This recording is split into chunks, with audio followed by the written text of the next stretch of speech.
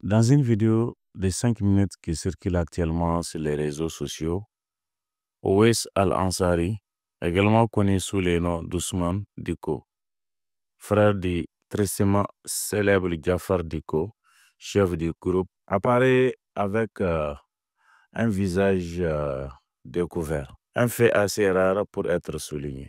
Il s'adresse directement aux populations civiles, les appelant à quitter Djibo et à s'éloigner, je cite, des emprises de l'ennemi, en référence évidente à l'armée burkinabé et aux volontaires pour la défense de la patrie. Il affirme même que Djibo est sous leur contrôle et menace ouvertement les FDS et les milices locales. Mais attention, cette sortie médiatique a un objectif clair: démoraliser les populations, faire passer un message de paix et prendre le contrôle narratif.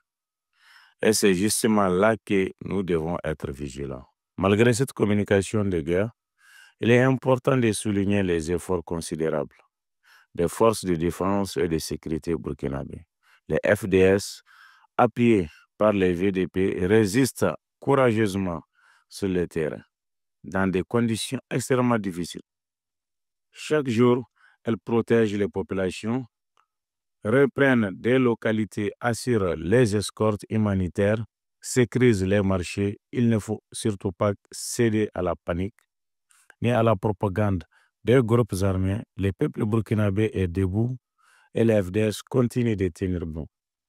La communication ennemie veut faire croire à une victoire totale, mais sur le terrain, la réalité est bien juste complexe. Il y a des pertes, c'est vrai, mais il y a surtout de la résilience, de la stratégie et de l'adaptation. Ne laissons pas la peur prendre le dessus. Autre point qui fait débat.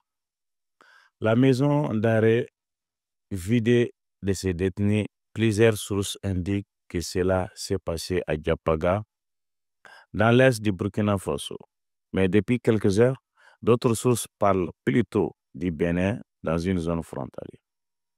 Alors, que s'est-il passé réellement? Des vidéos montrent des hommes en liesse accueillent des combattants armés. La confusion est entretenue peut-être volontairement pour semer les doutes. Ce qui est certain, c'est que les groupes armés terreau cherchent à frapper fort au niveau symbolique. Vider une prison, faire sortir des détenus, filmer la scène, puis diffuser les images. Tout cela vise à montrer une forme de pouvoir parallèle. Mais encore, il faut garder la tête froide. Les autorités locales, que ce soit au Burkina ou au Bénin, sont en train de vérifier les faits. Ce que nous vivons dans les Sahel, ce n'est pas une guerre classique, c'est une guerre psychologique, une guerre de la peur où l'information devient une arme.